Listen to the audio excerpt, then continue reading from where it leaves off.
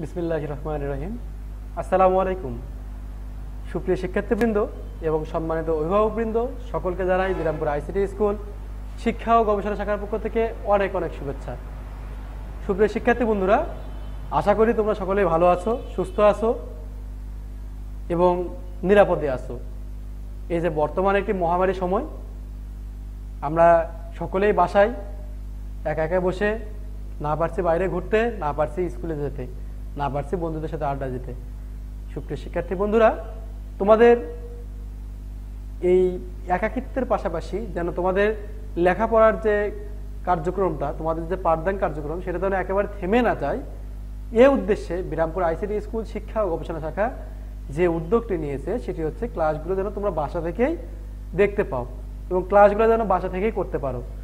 এজন্য আমরা আমাদের ক্লাসগুলোকে ইউটিউব, ফেসবুকের পাশাপাশি বর্তমানে কেবল অপারেটরের মাধ্যমে সরাসরি চ্যানেলে দিচ্ছি, যেন তোমরা বাসায় বসে টিভিতে বসে ক্লাসগুলো দেখতে পাও। সুপ্রিয় শিক্ষার্থী বন্ধুরা, তোমরা যদি এর পাশাপাশি ক্লাসগুলোকে ইউটিউবে বা ফেসবুকে দেখতে চাও, তাহলে তোমাদের সার্চ বক্সে লিখতে হবে বিরামপুর আইসিটি স্কুল। আর যে কোনো ক্লাস সম্পর্কে তোমার যে কোনো প্রশ্ন, যে কোনো জিজ্ঞাসা থাকলে তোমরা নির্ভয়ে, নির্দ্বিধায় যে কোনো সময় ফোন করতে পারো আমাদের অফিস নাম্বারে 01773611911। বন্ধুরা, কথা না বাড়িয়ে চলো আমরা আমাদের ক্লাসটি শুরু করে নেই। তথ্য ও যোগাযোগ প্রযুক্তি বিষয় নিয়ে আলোচনা করব আজকে আমি। অষ্টম শ্রেণীর চতুর্থ অধ্যায় পাঠ 22, 23 এবং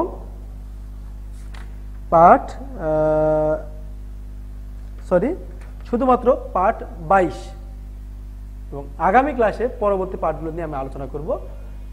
তো পার্ট 22-এ যেটি আছে সেটা হচ্ছে স্প্রেডশিট কি, স্প্রেডশিট বলতে কি বোঝায়, কয়েক ধরনের স্প্রেডশিটের উদাহরণ, স্প্রেডশিট ব্যবহারের উদ্দেশ্য, এই বিষয়গুলো।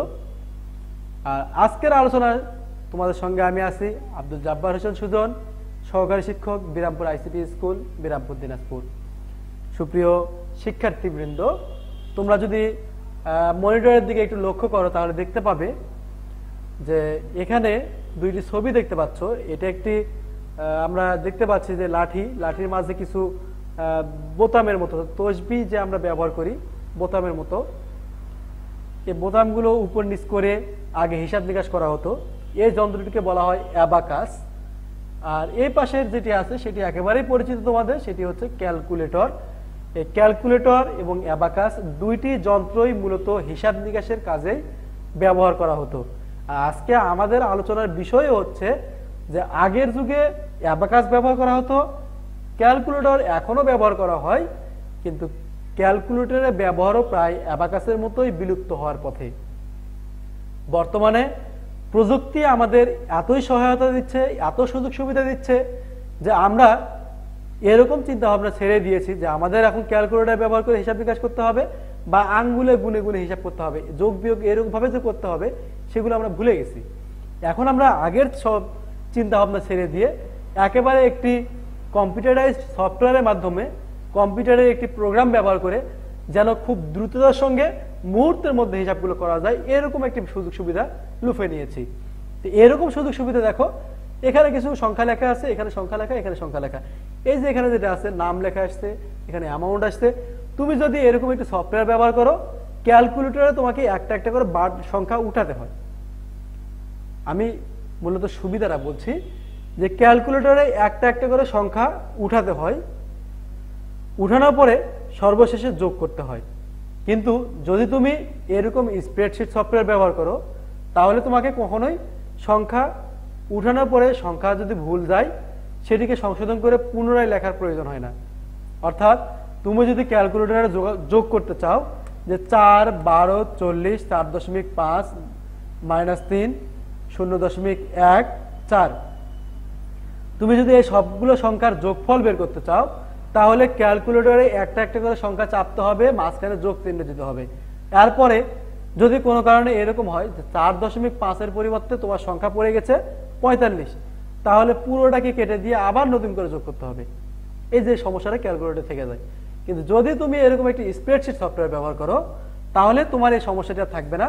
তুমি সরাসরি এরকম সংখ্যাগুলো লিখবে, এখানে একটি ফর্মুলা দিবে, এই সংখ্যাগুলো যখন লিখবে তখন আপনি যোগফল, বিয়োগফল, গুণফল, ভাগফল বা অন্যান্য যদি সমন্বয়ে কোনো গাণিতিক কাজ আমরা করি সেটিরও ফলাফল আপনি চলে আসবে। অর্থাৎ আমি যদি এখানে 40 পরিবর্তন করে 45 লিখি, ফলাফল আপনি 5 যোগ করে নিয়ে যেটি হবে সেটাই চলে আসবে।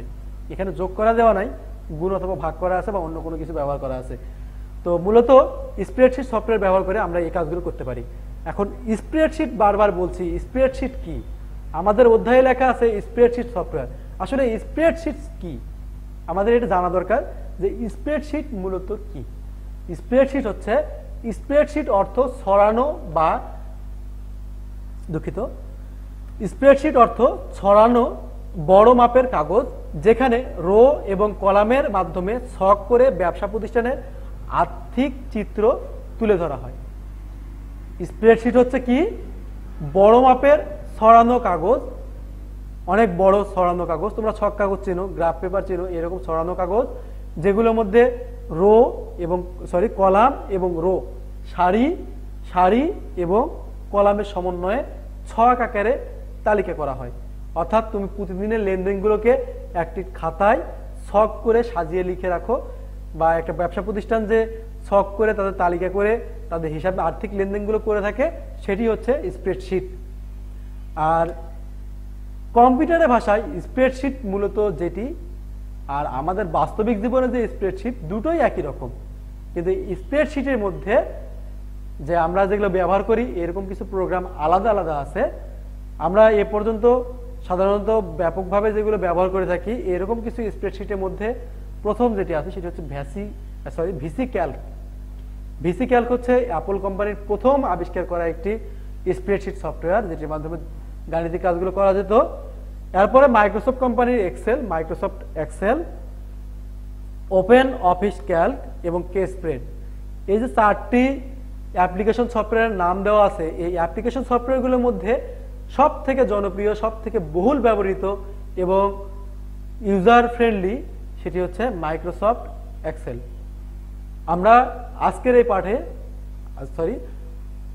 পাঠে যদি নাও জানি, পরবর্তী পাঠে এবং আজকের যে অধ্যায়টি নিয়ে আলোচনা করতেছে চতুর্থ অধ্যায়, এই চতুর্থ অধ্যায়ে এই মাইক্রোসফট এক্সেল সম্পর্কে ধারণা লাভ করব এবং এটি সম্পর্কে আলোচনা করব।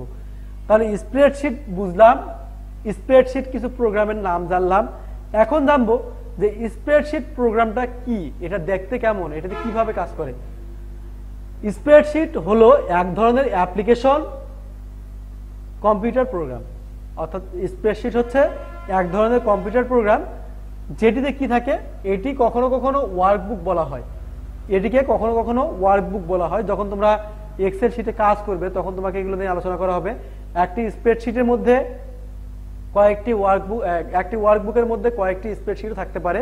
অর্থাৎ আমরা যেমনটা জানি যে তোমাদের খাতাগুলো যে থাকে, আমার কাছে খাতা নাই দেখাতে পারতেছি না, একটি খাতাতে অনেকগুলো পাতা থাকতে পারে, আমরা একটি খাতাকে অনেকগুলো পার্টে ভাগ করতে পারি।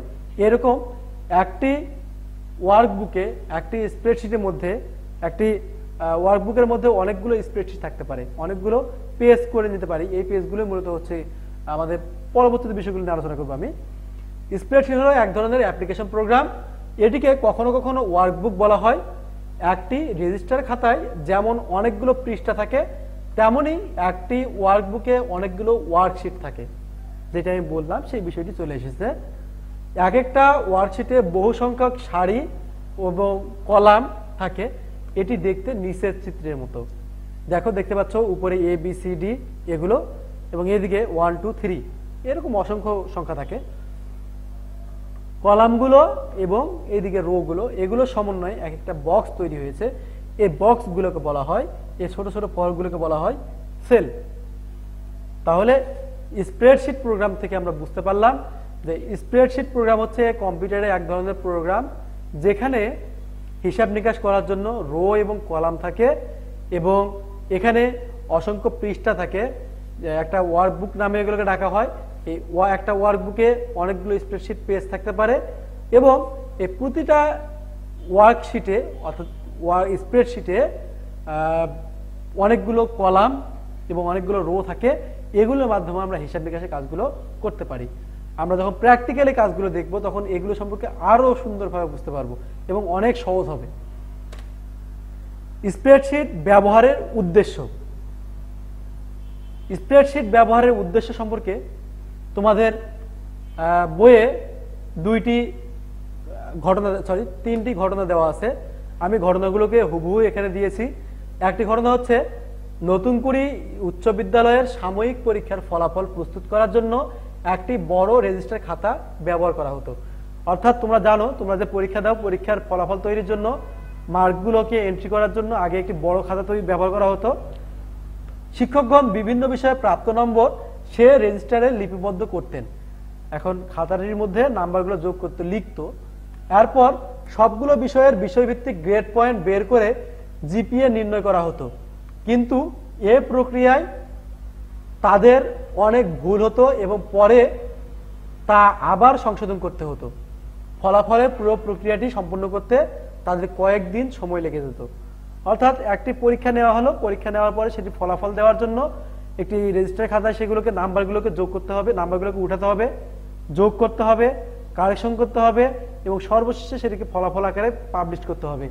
এটি একটি দীর্ঘ প্রক্রিয়া এবং জটিল প্রক্রিয়া। 1 নম্বর ঘটনা গেল। 2 নম্বর ঘটনা, এসআর এন্টারপ্রাইজ একটি রড সিমেন্টের ব্যবসা প্রতিষ্ঠান। প্রতিদিন তাদের অনেক লেনদেন হয়, আর কিছু নগদ এবং কিছু বাকিতে লেনদেন। ক্যাশ বইয়ে হিসাব রাখতে ক্যাশিয়ারকে অনেক সময় অনেক হিমশিম খেতে হয়। তাহলে এই ঘটনা থেকে দেখতে পেলাম যে এসআর হচ্ছে একটা ব্যবসায়িক প্রতিষ্ঠান যেখানে রড সিমেন্ট বিক্রি করা হয়। লেনদেন নগদ এবং বাকি দুটোতেই হয়। এই নগদ এবং বাকিতে যে হচ্ছে তার হিসাব যে ক্যাশিয়ারকে রাখতে হবে সেটা হিমশিম খেতে হয়। স্বাভাবিকভাবেই একটা প্রতিষ্ঠানে যদি সারাদিন অনেক কাস্টমার আসে এবং সবগুলোর হিসাব লিখে রাখতে হয়, সবগুলোর হিসাব যোগ বিয়োগ করতে হয়, কয়টা বাকি গেল, কয়টা নগদ আসলো, সারাদিন শেষে কত টাকা নগদ, কত টাকা বাকি, এগুলো যখন হিসাব করতে যাবে তখন সাধারণত মাথায় কিছু থাকবে না এবং অনেক কষ্ট হয়ে যাবে। 3 নম্বর ঘটনা, মিস্টার সুমন সবসময় আয়ের সাথে সঙ্গতি রেখে সংসার চালানোর চেষ্টা করেন। এজন্য তিনি একটা ডায়েরিতে আয় ব্যয়ের হিসাব রাখার চেষ্টা করেন। মাঝে মধ্যে তিনি হিসাবে গরমিল করে ফেলেন। এটা সংসার পরিচালনার জন্য একজন ব্যক্তি তার আয় ব্যয়ের সমন্বয় করার জন্য কি করেছে, একটি ডায়েরিতে তার প্রতিদিনের আয়, প্রতিদিনের ব্যয়, এই বিষয়গুলোকে বাজেট আকারে লিখে রেখেছে এবং এগুলো মাস শেষে একটা রিপোর্ট হিসেবে তৈরি করার চিন্তা ভাবনা করে। তো এগুলো যখন যোগ বিয়োগ করতে যায়, যোগ বিয়োগ করতে গেলে মাস শেষে হোক, দিন শেষে হোক, বিভিন্নভাবে ভুল হয়ে যায়। এই যে ভুলগুলো হচ্ছে, 1 নম্বরে ফলাফল তৈরি করতে গিয়ে সমস্যা তৈরি হচ্ছে, 2 নম্বরে লেনদেনে গিয়ে সমস্যা সৃষ্টি হচ্ছে এবং 3 নম্বরে তার নিজের যে আয় ব্যয়ের সামঞ্জস্য রক্ষার জন্য যে হিসাব করতে যায় এখানে সমস্যা সৃষ্টি হচ্ছে। এই যে এই সমস্যাগুলো থেকে বাঁচার জন্য সে কি করতে পারে, সে এগুলো থেকে বাঁচার জন্য স্প্রেডশিট সফটওয়্যার ব্যবহার করতে পারে। এই স্প্রেডশিট সফটওয়্যার ব্যবহার করে খুব সহজে সে এই কাজগুলো করতে পারে। আমি শুধুমাত্র তোমাদেরকে এখন খুব সহজে এই 3টা বিষয়ের উপরে একটু বেসিক ধারণা দিব যে স্প্রেডশিট সফটওয়্যার ব্যবহার করে এই 3টা ঘটনা কিভাবে আমরা অতি দ্রুত করতে পারি।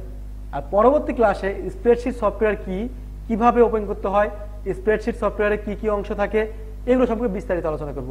আজকে শুধুমাত্র আর সুবিধা এবং সুবিধাগুলো একটু দেখে নিই। তো চলো আমরা সুবিধাগুলো দেখে নিই। আমি আবার বলছি যে স্প্রেডশিট সফটওয়্যারটি ওপেন করার পদ্ধতিটা আজকে আমি দেখাবো না, পরবর্তী ক্লাসে দেখাবো এবং এটি সম্পর্কে ব্যাখ্যাও পরবর্তী ক্লাসে দিব এবং আমরা আগে সুবিধা জেনে নেই, পরে এটি ব্যবহার জানবো। যদি আমরা স্প্রেডশিট সফটওয়্যারটি চালু করতে যাই তাহলে আমাকে আমার স্প্রেডশিট সফটওয়্যারটি চালু করতে হবে। আমি আমার প্রেজেন্টেশনটি কেটে দিই, আমি স্লাইডটি কেটে দিলাম, দেওয়ার পরে স্প্রেডশিট সফটওয়্যারটি রান করে নেই। তোমরা একটু দেখো বন্ধুরা, দেখো আমি একটি স্প্রেডশিট সফটওয়্যার রান করেছি। স্প্রেডশিট সফটওয়্যারটি রান করার পরে আমি তোমাদের এখানে জুম করে দেই, জুম করে যেন বুঝতে পারো তোমরা। দেখো আর প্রথম ঘটনাটি দেখেছিলাম কি, যোগ বিয়োগ, হিসাব নিকাশ, অর্থাৎ পরীক্ষার ফলাফল তৈরি। আমি খুব সহজে 3টা বিষয়ের উপর ফলাফল তৈরি করব। বাংলা, দুঃখিত, বাংলা ফন্টটি চেঞ্জ করে নিতে হবে, তোমরা একটু ধৈর্য ধরে দেখবে আশা করি। বাংলা, এরপরের বিষয়টি আমরা দিব ইংলিশ, এরপরের বিষয়টি দিব ম্যাথ, এরপরে দিব হচ্ছে আচ্ছা বেশি না দিয়ে আমরা টোটাল দিই, টোটাল, তারপরে AVERAG অ্যাভারেজ। আমি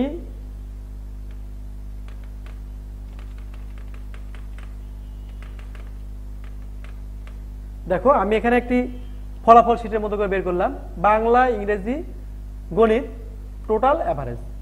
যদি 10 জন শিক্ষার্থী থাকে তাহলে এখানে একদম নামের ঘর হবে, তোমাকে এখানে নাম লেখার জন্য একটু জায়গা লাগবে, যে এই ঘরে ওকে নাম লিখতে হচ্ছে,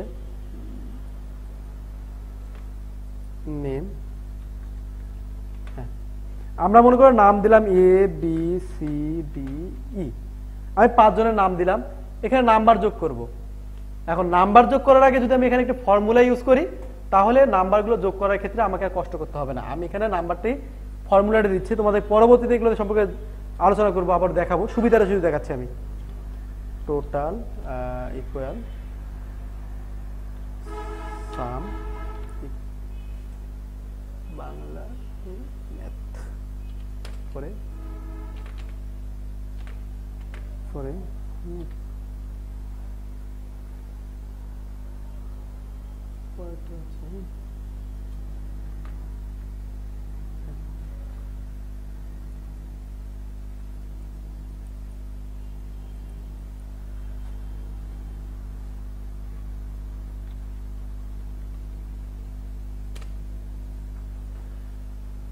দেখো তোমরা দেখতে পাচ্ছ যে এখানে দুইটি ঘরে,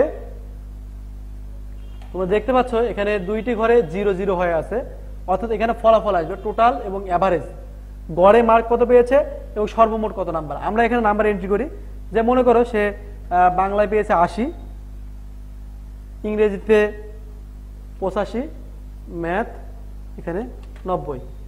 তাহলে এই যে নাম্বারগুলো লিখলাম, দেখো নাম্বার লেখার সঙ্গে সঙ্গে এখানে টোটাল আপনা আপনি হয়ে যাচ্ছে এবং অ্যাভারেজে সে কত নাম্বার পাচ্ছে সেটাও আপনা আপনি এখানে যোগ হয়ে যাচ্ছে। সে যখন এই নাম্বারগুলো আমরা এন্ট্রি করব, করার ফলে এই টোটাল এবং অ্যাভারেজ এই দুটো আপনা আপনি চলে আসবে। এরপরে যদি আমরা চাই যে এখানে 80 হবে না, নাম্বার ভুলবশত অন্য কিছু চলে এসেছে, তাহলে আমরা কি করতে হবে, এখানে নাম্বারটি পরিবর্তন করে দিতে হবে। আমরা যদি এটাকে কারেকশন করে দেই, যে এখানে সে 75 পেয়েছে, দেখো তোমরা একটু লক্ষ্য করবে ফলাফলে টোটাল যখনই আমরা অন্য ঘরে কার্সর রাখবো 5 মার্ক কমে গেল এবং অ্যাভারেজও পরিবর্তন হয়ে গেল, অর্থাৎ ফলাফলটা আপনা আপনি পরিবর্তন হয়ে গেল আমাদেরকে কোনো কিছু না করে। শুধুমাত্র মার্কগুলো যদি আমরা এন্ট্রি করি তাহলে ফলাফল আপনা আপনি তৈরি হয়ে যাচ্ছে। তাহলে আমরা বুঝতে পারলাম যে এই স্প্রেডশিট সফটওয়্যার ব্যবহার করে খুব সহজেই ফলাফল তৈরি করা যায়। এরপরে আমরা দ্বিতীয় ঘটনা যেটি ছিল আয় ব্যয়ের হিসাব, সরি সিমেন্টের রড সিমেন্ট বিক্রির হিসাব। তা আমরা পরের একটি শীট নিয়ে দেখাই, এখানে আমি তোমাদের দেখাচ্ছি যে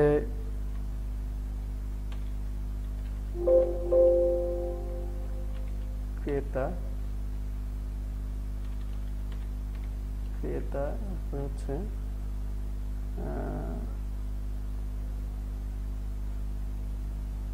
এটা আমরা রডের হিসাব দেব, রড পরিমাণ, দাম, মোট, বাকি।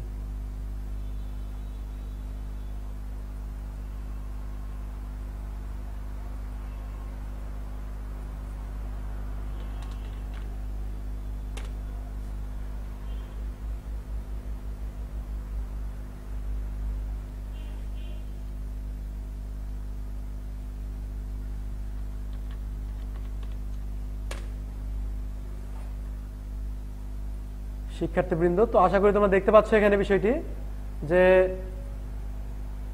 আমি কি লিখেছি, ক্রেতার নাম, পরিমাণ, দাম, মোট, বাকি।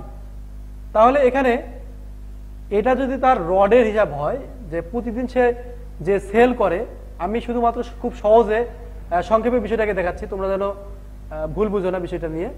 ক্রেতার নাম, আমরা ক্রেতার নাম দিলাম ABCD। ক্রেতার নাম, পরিমাণ, যে রড কিনবে, এর যদি আমরা রডের হিসাব দেই, যে রড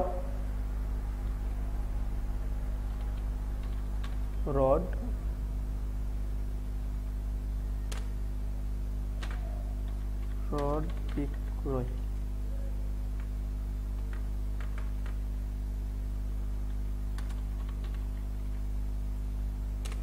আমি এখানে লিখলাম রড বিক্রয়, তারিখ যদি এখানে দেওয়া থাকে তারিখ দিল, ক্রেতার নাম, পরিমাণ, দাম, মোট, বাকি।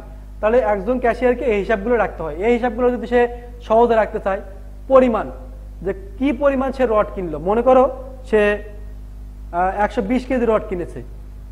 120 কেজি যদি রড কিনে সারাদিন যদি তুমি 50 টাকা কেজি বা 70 টাকা কেজি রড বিক্রি করে, ক্যাশিয়ার যদি একটা ফিক্সড দাম করে রাখে যে সারাদিনে তার রেট হচ্ছে 80 টাকা বা 90 টাকা কেজি, তাহলে এখানে তাকে পরিমাণ লিখতে হবে কি, দাম, যে 80 টাকা কেজি, তাই না?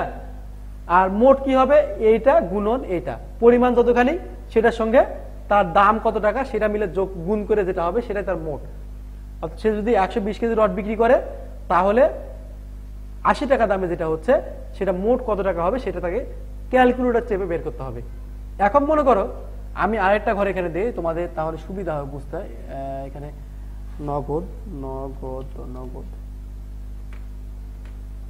এখন দেখো যদি এটা এরকম ফর্মুলা করা থাকে, আগে থেকে যদি একটা ফরম্যাট করা থাকে যে মোটের ঘর নগদ বাকি, এর মোট এবং নগদ তাকে হিসাব করতে হচ্ছে না, এরকম যদি হয় তাহলে কেমন হয়? মোট এবং নগদ হিসাব করতে হবে না। দেখো ফর্মুলাটা তৈরি করে দিলাম। এই ফর্মুলার মধ্যে দেখো যে ক্রেতার নাম, তাকে কি লিখতে হবে, এই যে মোটের ঘর ক্যাশিয়ারকে হিসাব করতে হবে না এবং বাকির ঘরও ক্যাশিয়ারকে হিসাব করতে হবে না। ক্যাশিয়ার কি করবে, এর দামের ঘর তো লেখাই আছে, সারাদিনে সে দাম কতটুকু সেটা লিখে দিছে আগেই, তার মানে তাকে আর লিখতে হচ্ছে না, এটাও বাদ গেল। তাকে কাজ করতে হবে কি, যে কতটুকু সে সেল করলো, কি পরিমাণ রড সে বিক্রি করলো এবং নগদ কত টাকা দিল, এই দুইটা ঘরে যদি কাজ করে তাহলে তার হিসাব শেষ। পরিমাণ মনে করে এখানে 50 কেজি, দেখো মোটের ঘরে আপনা আপনি সংখ্যা পরিবর্তন হয়ে যাচ্ছে। সে যদি নগদ টাকা এখানে 2000 টাকা দেয় জমা, তাহলে তার বাকির ঘরে 2000 টাকা থাকে যাচ্ছে। অর্থাৎ আমার এখানে 9600 টাকা মোট বিক্রয় ছিল, নগদ কোনো কিছু দেয়নি, যার কারণে 9600 টাকা ধরে বাকি হিসাবে দেখানো হয়েছে। তো এরকম যদি হিসাব আপনা আপনি তৈরি হয়ে যায় এবং দিন শেষে একটা রিপোর্ট চলে আসে যে সারাদিনে মোট কত টাকা বিক্রি হলো, নগদ কত টাকা এবং বাকি কত টাকা, এরকম যদি হিসাব সে স্প্রেডশিট সফটওয়্যার ব্যবহার করে পেয়ে যায়, তাহলে কিন্তু ক্যাশিয়ারকে বড় বড় খতিয়ান নিয়ে বসে এত কষ্ট করে আর হিসাব করতে হবে না। সে খুব দ্রুত, খুব সহজে এবং কষ্ট ছাড়াই এই হিসাবগুলো করতে পারবে। 3 নম্বর ঘটনাটা যদি আমরা দেখি, একইভাবে দেখতে পাবো যে এরকম সে সুযোগ সুবিধাগুলো পেয়ে থাকবে বা এই সুযোগ সুবিধাগুলোর মাধ্যমে সে স্প্রেডশিট সফটওয়্যারটি ব্যবহার করে সুযোগ সুবিধাটি পাবে। আমি 3 নম্বর ঘটনাটি দেখাচ্ছি। দেখো বন্ধুরা, দেখো আমি একটি ফরম্যাট তৈরি করলাম। এই ফরম্যাটের মধ্যে দেখাচ্ছি যে বইটা ঘটনা ছিল যে মিস্টার সুমন সবসময় আয় ব্যয়ের সঙ্গে সঙ্গতি রেখে একটা হিসাব করার চেষ্টা করতো। তো এই আয় ব্যয়ের সঙ্গে সঙ্গতি রেখে কিভাবে একটা বাজেট তৈরি করতে পারে সেই বিষয়টা আমি এখানে দেখাইছি। যে তারিখ, বিষয়, টাকা, যে কোন তারিখে সে কত টাকা কি বিষয়ে খরচ করলো এবং কত টাকা খরচ করেছে, সর্বমোট ব্যয়, এর লাল হিসেবে চিহ্নিত করা আছে। যখন সে এখানে খরচগুলো লিখবে, যখন সে খরচগুলো লিখবে তখন তার এই সর্বমোট ব্যয়ের যে ঘরটি আছে এই ঘরে সংখ্যাটি আপনা আপনি যোগ হবে। তোমরা যদি একটু দেখো, যে মনে করো সে তারিখের ঘরে লিখলো যে আজকে 11/11/2020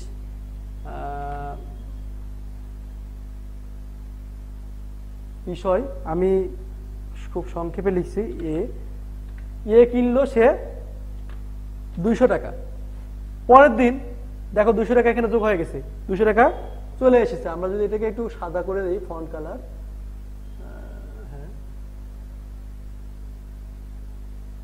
তাহলে এখানে 200 টাকা সর্বমোট ব্যয় চলে আসলো।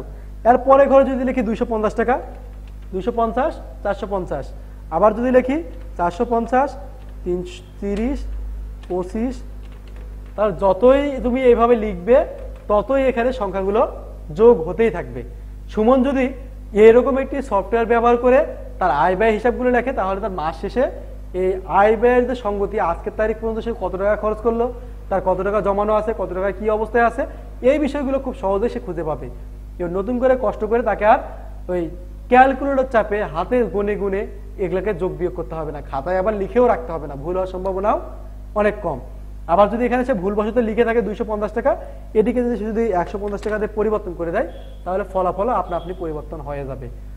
তাহলে আশা করি তোমরা বুঝতে পেরেছো যে স্প্রেডশিট সফটওয়্যার ব্যবহার করে কত সহজে, কত দ্রুত, কত সহজভাবে এই যোগ বিয়োগগুলো করা যায়। শুধু যোগ বিয়োগ না, সকল গাণিতিক কাজ করা যায় এবং এটা আমাদের জীবনকে কতটা সহজ করে দিয়েছে। এই তথ্য প্রযুক্তির যে যন্ত্রপাতিগুলো, এগুলো যতই দিন যাচ্ছে ততই আমাদের জীবনকে সহজ করে দিচ্ছে, গতিশীল করে দিচ্ছে। আমরা মুহূর্তের মধ্যে কাজ করতে পারছি। ঠিক এরকমই 3টা ঘটনা দিয়ে আমরা বুঝতে পারলাম যে কাজগুলো করতে ঘন্টার পর ঘন্টা সময় লাগতো, দিনের পর দিন সময় লাগতো, ঠিক একই কাজটা করতে এখন আর দিনের পর দিন ঘন্টার পর ঘন্টা সময়ের প্রয়োজন নাই। খুব অল্প সময়ে, অল্প শ্রম দিয়ে এবং অল্প মেধা খরচ করে, অল্প কষ্ট করে এই কাজগুলো করা সম্ভব।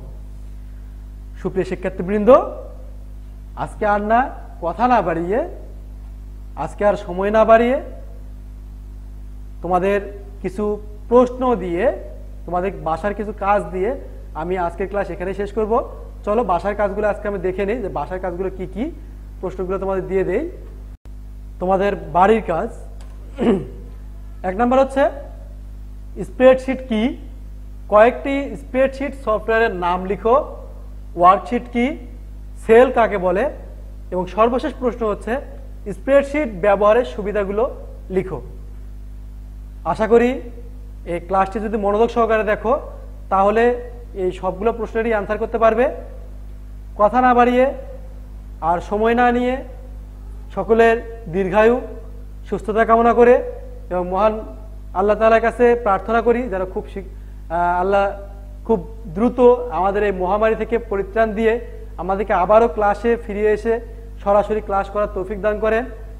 এই বলে আমি আমার ক্লাস এখানেই শেষ করছি। আসসালামু আলাইকুম।